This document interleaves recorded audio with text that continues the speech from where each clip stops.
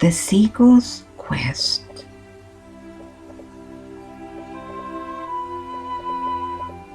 This is the story of a seagull. She lived in the bed of stone and cement of a river that crossed a big city. The river was dark, murky, and full of garbage. Sometimes that river was flooded.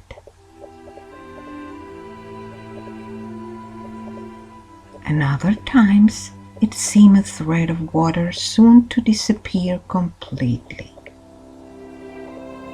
The seagull fed on the waste that the river carried, and on the leftovers people carelessly dumped into the riverbed.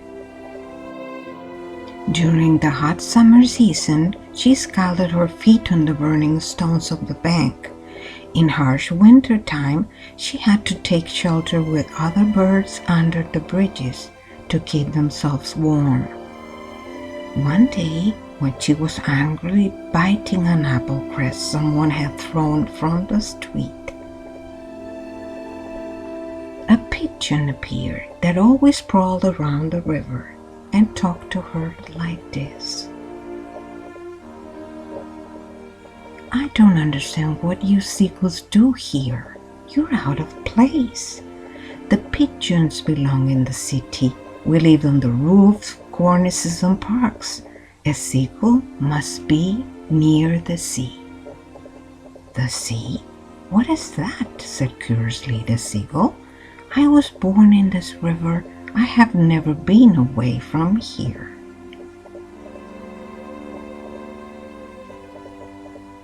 The sea is an amazingly large amount of water.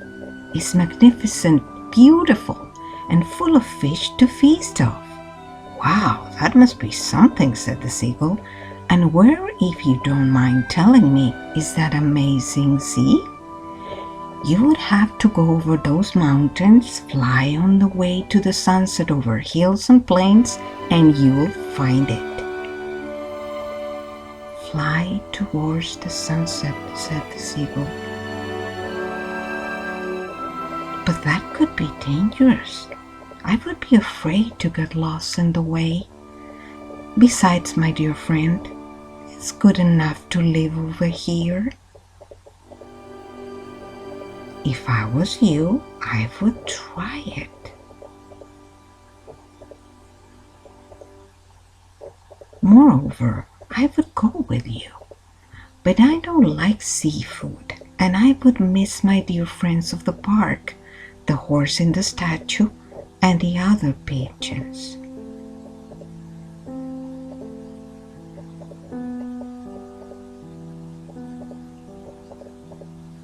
"I told you. I'm a city bird. On the contrary, you don't belong in a dirty river. You have strong wings to fly high. And have you ever wondered why your paws are flat like a duck's? It's because they're good for swimming." After her talk to the pigeon, the seagull kept thinking and thinking. For a long time, food was scarcer every day. The heat was unbearable on the rocks, and the river almost disappeared. "If we stay here, we might not survive," she said to the other seagulls. "Who would fly away with me to look for the sea? I will leave tomorrow as soon as the sun rises."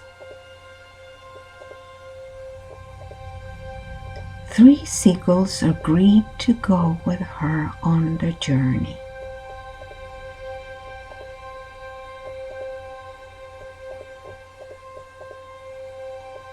With fear in their hearts, they flew away from the tall buildings,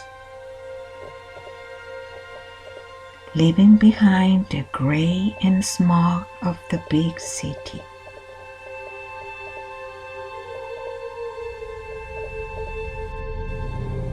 They flew over a chain of low mountains, following the course of the sun.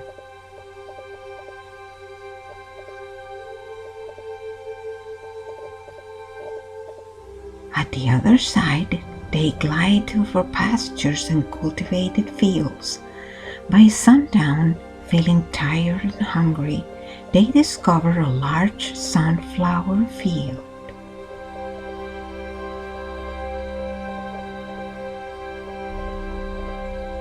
They were just starting to descend on the big flowers when they heard the loud noise of shots of a shotgun.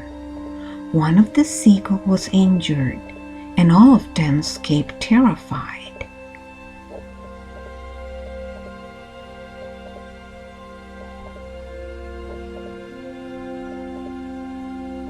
Their frantic escape ended on the roof of a silo, where they care for their wounded companion. "I can't fly with my damaged wings," said the seagull. "I better stay here and you can keep going your way." "No, we won't leave you alone here. Soon will be dark. Let's all rest here for tonight.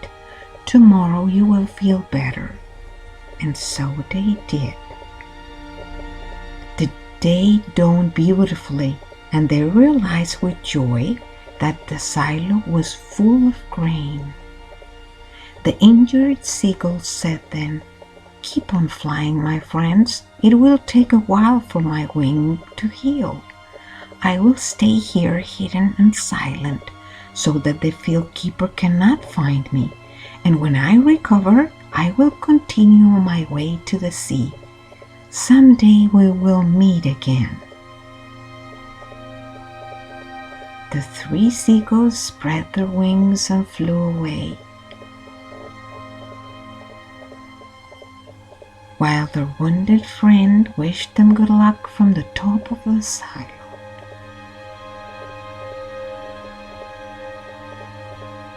The seagulls flew across vineyards and crop fields, over tiny towns where the tallest building was the tower of a church, over dry fields covered with hawthorns, and over rivers and streams where again the ground sprouted in different shades of green, and the air was clean and crisp.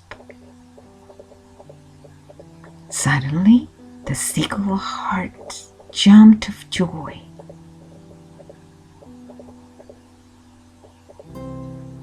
Far away on the horizon, they could see a large bright surface and hundreds of birds flying over it. Sadly approaching,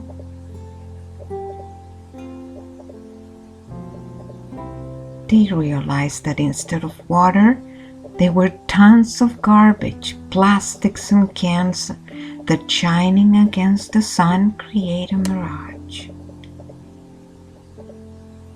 One of the seagulls said, "I'm tired of flying around. This seemed to be a good place to stay. Here we will not lack food or company." The seagull looked at the birds scavenging for food and said to her companion, "If you choose to stay here, I wish you the best, but I prefer to keep trying to find the sea." "I choose to go with you," said the second seagull, and without wasting any more time, the two flew away from the dump.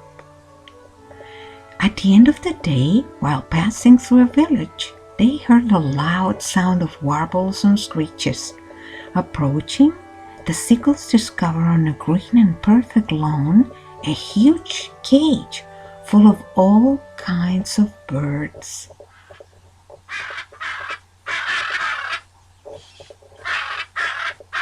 The seagulls pecked seeds scattered around the cage.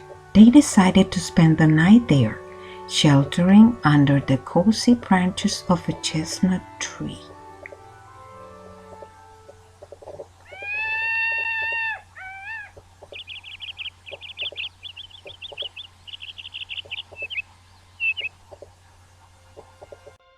The next morning, they inspected the cage.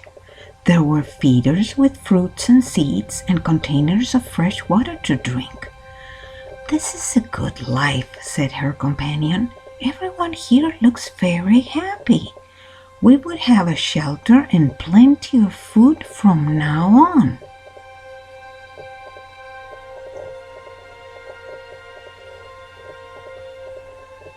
"Let's wait for someone to open that door and we go inside." "You're right that we will ensure our life forever," said the seagull. "But I don't think I can bear to live in a cage. I'd rather be free to fly up to the clouds. If you prefer to stay, that is fine. I will now be on my way." And with a farewell flap of her wings, she disappeared into the morning mist.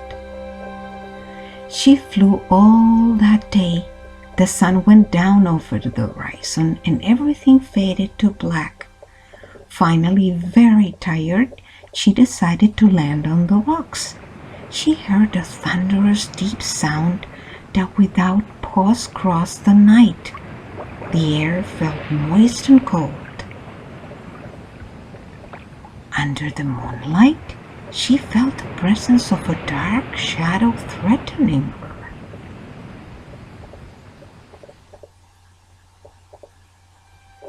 Scared and exhausted, she hid in a small cave among the rocks and fell asleep. The next morning, when she opened her eyes, she found herself looking at the weirdest bird she had ever seen. He had a large head, big beak, and dark feet just like hers. He greeted her with a loud squawk. "Hello," said the pelican. "Where do you come from?" The seagull told him about her journey. Looking around in disappointment, she asked if that was the marvelous sea she heard so much about.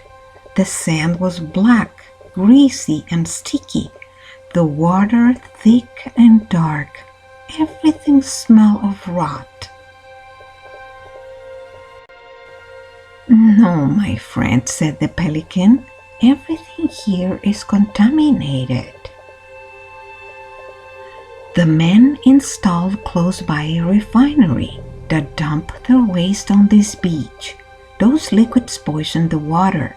The fish disappeared. The fishermen had to leave the village. So did the birds. They all migrated from here. I believe I'm one of the few left.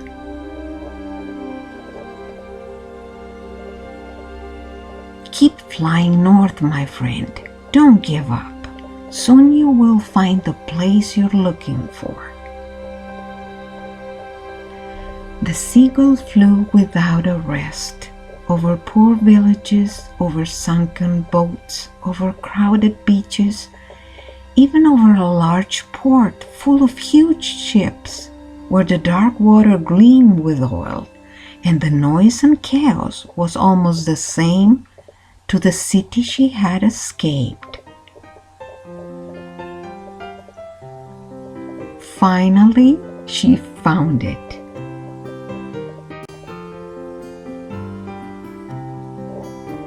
A bay of soft white sand where there were hundreds of seagulls.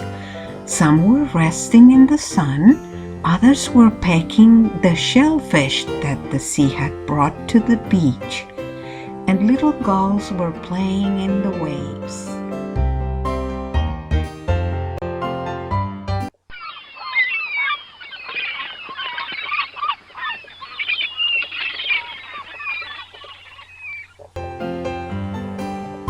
She spun in the air full of joy. She landed on the blue-green surface and had a happy thought. It's here where I belong. I'm finally home. That evening, she saw the sun go down over the sea for the first time.